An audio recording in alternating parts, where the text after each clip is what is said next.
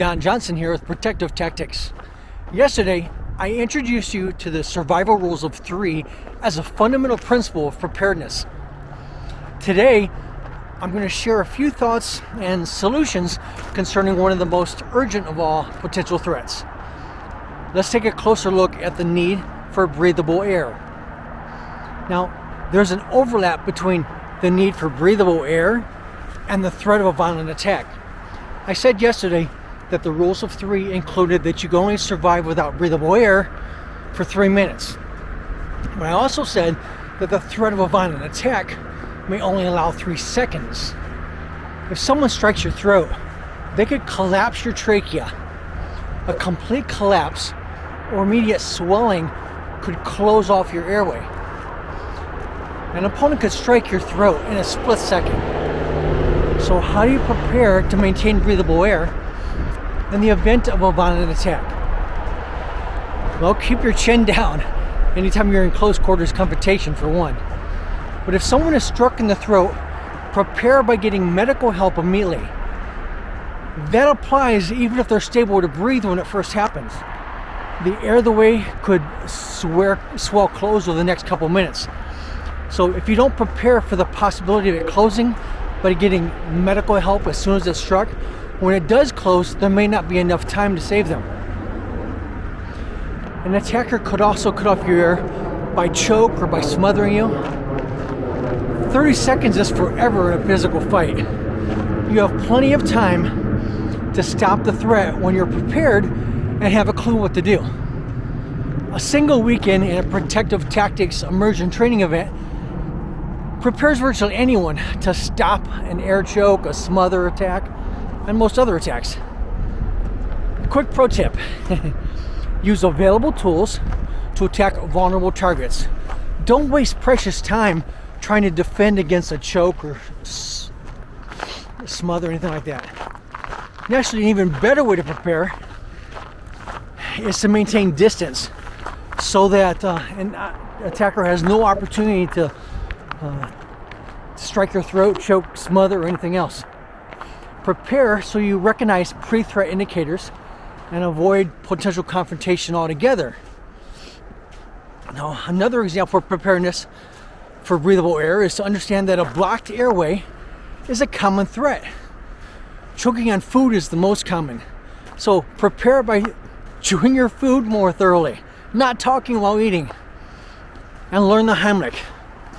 The Heimlich is typically performed from behind the choking person. You reach both hands around the front of the choking person, make a fist, place a fist just under the front center of their rib cage, and with your other hand, grab your clenched fist and pull quickly to thrust your fist in and under the rib cage. That thrust compresses the remaining air in the lungs to force the lodged food out of the airway. Just repeat until it's dislodged. According to Mayo Clinic, there's over 3 million events that require the Heimlich every year. By the way, what if you're home alone? Have you thought about which piece of furniture or countertop corner that you could use to perform the Heimlich on yourself? Have you prepared your family how to perform the Heimlich on others and themselves? Drowning, as I'm walking by the river here, drowning is another common example of dying by a lack of breathable air. I live by a beach, and it's sad how often the rescue vehicles rush past our home in hopes of saving another person from drowning. Last year, I pulled a 4-year-old little girl out of the water, and we don't know if she was under the water for 5 minutes or 50 minutes before I found her.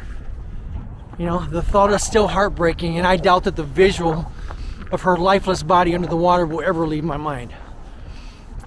How do you prepare? If small children are around water, it's simply not realistic to keep a constant eye on them. Invest in a safety turtle alarm kit. The safety turtle is a wristband that alerts you if the child enters the water. If you're present and they're allowed in the water, then the wristband comes off and a flotation device should go on. Prepare by respecting the power of waves and currents. The undertow currents at our beach significantly contribute to the drowning deaths at our beach every year. A person in fear of drowning is typically going to flail their arms and legs trying to get up and out of the water. They use excessive effort and waste a tremendous amount of energy. Combined with the fear and anxiety, they totally exhaust themselves very quickly. That worsens their ability to stay above water, to maintain breathable air, and reduces the time that rescuers may be able to help. Prepare so you don't panic. Learn to float, learn to tread water. Be sure your kids learn at an early age. It requires very little effort to stay above the surface enough to breathe. Remember that only your nose needs to be above water to breathe. Learn to swim too, so you can get to safety or get to a flotation device.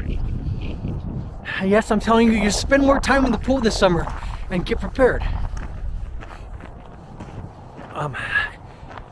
Wear a flotation device. Have them available to throw to others in need. Remember, throw, don't go. When someone is scared that they're going to drown, their natural reaction is to try to get out of the water as fast and as far as possible. In their panic, they will literally try to climb on top of you to get further out of the water. That's why you throw, don't go.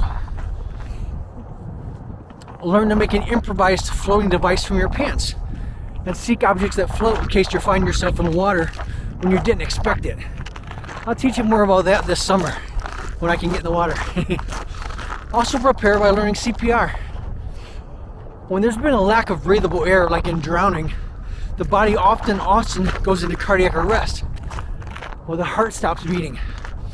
The purpose of CPR is to artificially keep blood pumping oxygen to the brain until the heart starts beating again and the person starts breathing.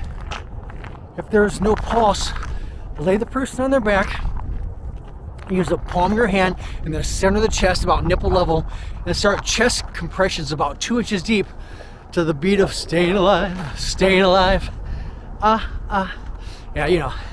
Have someone call 911 and continue chest compressions until someone arrives with an AED and can restart the heart. There's a couple small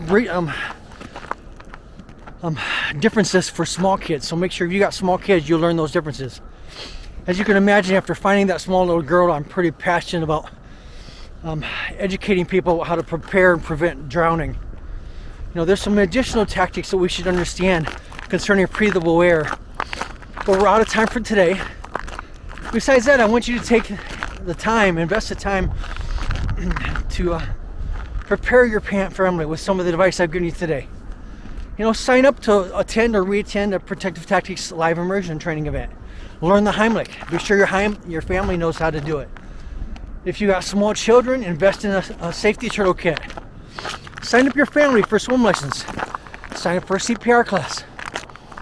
I guess that's probably enough assignments for one day, huh? Well, thanks for walking with me and learning a few protective tactics. Stay with me to keep learning how to save your life and save your family in every way. Please use the comments to ask questions and share your thoughts. Please like and subscribe and toggle notifications to all. Remember, sooner is safer. Hope to see you again soon. Stay safe. Make it a great day. Bye for now.